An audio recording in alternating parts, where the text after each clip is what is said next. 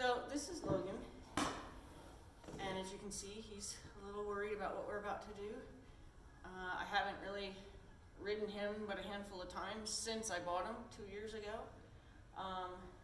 So we're gonna just take our time, see if sitting on him in here is I have ridden him since he's been here. I've ridden him twice since he's been here. And I did go through walk, trot, canter with him in the round pen, but really didn't get into any major stuff. So today all I want to do is I want to just try to sit on him in here and see if he can handle it, because he forgets about the girth and gets a little sucks under himself and gets a little worried. So there's a chance he'll forget about it when we start to step off. He'll go, oh. But good. If I want him to look around,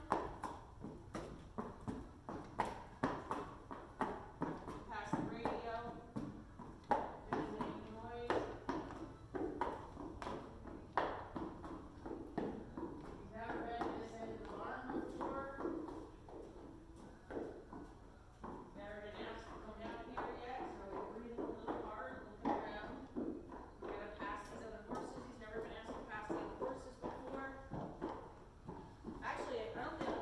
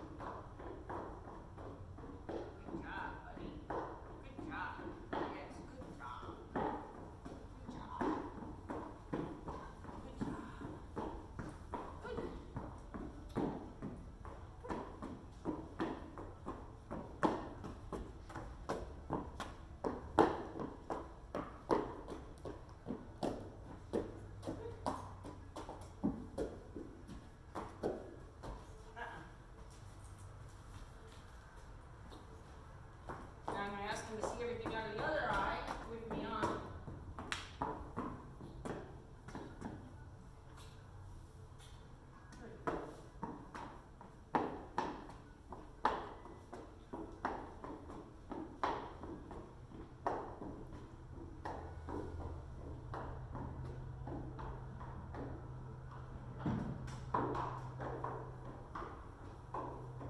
followed my guidance, he would be tripping over the difference in the mats, but he wasn't following my guidance.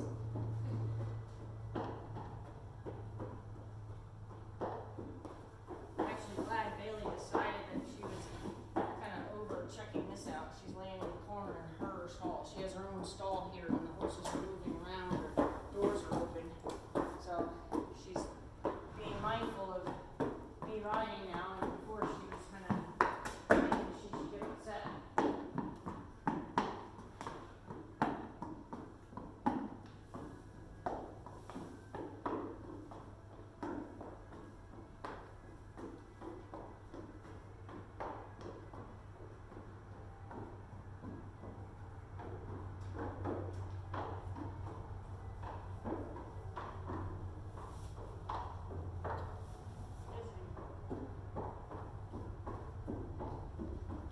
Except now she's changed her mind.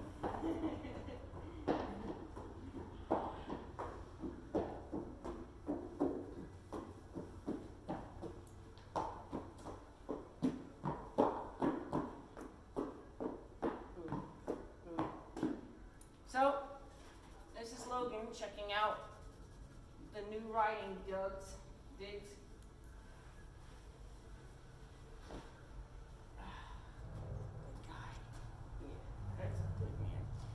Part of why I fell in love with him is that because he looks for so much reassurance, you know.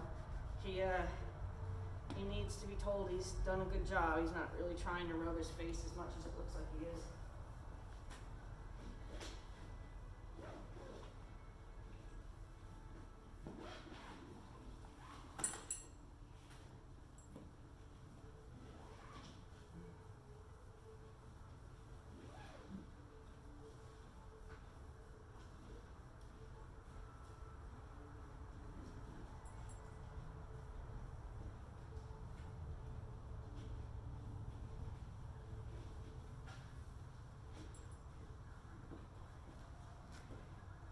So, that's Logan's debut ride out here in here, I should say.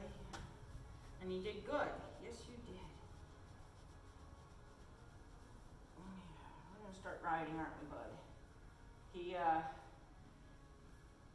This is the horse that the way he's being right now is why I fell in love with him so much, because he was just so needing somebody to tell him he's okay.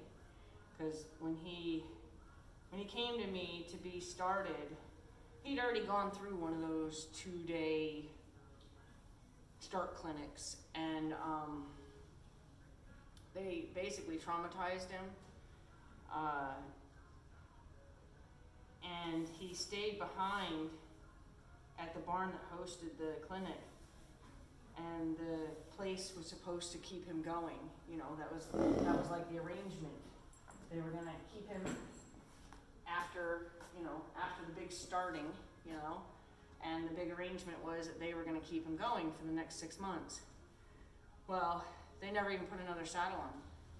So when she got him back, the former owner got him back, he was scared, he was spooky, because basically, like I said, they traumatized him in those 2 days. Because see, those 2-day start clinics, they're not for the people who aren't going to keep him going. Now, this owner thought she was doing the right thing, of course. She thought she was leaving him with somebody who was going to put 6 months of training, consistent, continuous training on him, and that didn't happen.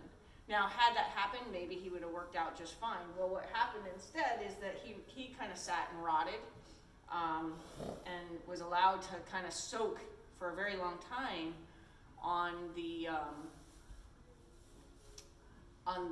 traumatic experience of quote unquote being started by this guru.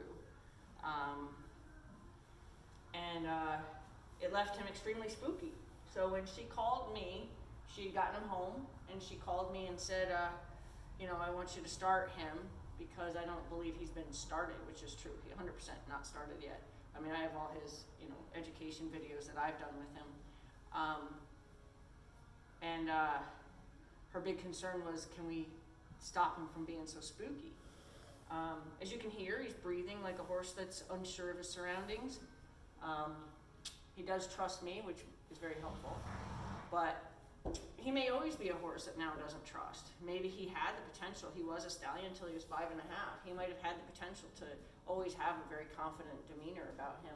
And he's very confident in his paddock space, and he's very confident pushing Teddy around. But he lacks confidence with humans, and I don't blame him. He was impossible to halter. Like, well, okay, you could catch him in a field if he already had a halter on. You could not catch him if he didn't have a halter on. And the reason for that was, and I had asked her, I said, do you know if anybody had used a chain on him? You know, a stud chain. Well, he was a stallion, so of course, you know, it's really possible. So his problem wasn't about not wanting to be caught. His problem was he was afraid of that chain, so he didn't want a halter on his face. If he already had a halter on, he was fine to be caught. So I taught him a lot of different ways of putting his halter on, so that way we can help him learn that, you know, I'm no longer going to have a chain across your nose, and you'll never have that experience again. And here's a halter, could you please put your face in it? And he's now has no issues at all. I can catch him, you know. He has a hard time with the ropes being flipped around his head, and that was also from, you know, his guru experience. So I guess my part here is, if you honestly are not in a position or don't have a really good next trainer, don't have your horse started in one of those 2-3 day starting clinics, because you don't do them any favors at all. You create a very scared, worried about what humans mean. Because you gotta realize, and I was talking about this today, is for that 2 days of riding, this horse didn't know if he was going forward, going backwards, going left, going right. He didn't know what he was doing with his feet. He didn't know what he was doing with his head, because in that particular environment, there's a lot of pulling him this way, pulling him that way, you know, like forcing his feet to do what you want his feet to do. And they don't know. You're making it happen. He's not doing it because he wants to. You're making it happen.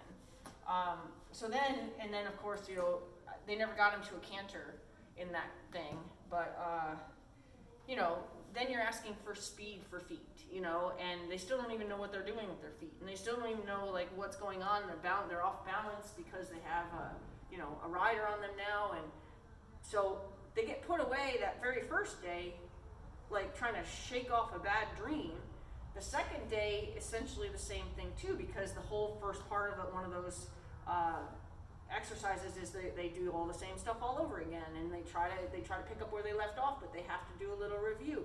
And then next thing you know, they're on them again, and they're you know, left, right, back up, faster, slower.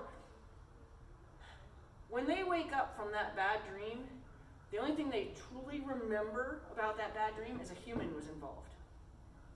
So please, if you're going to have your horse started, don't try to do it the cheap and have him be one of those horses, you know, don't let him be somebody's guinea pig, you know, don't let him do those start clinics, because you end up with a horse that just doesn't know, you know, and he's such a nice guy.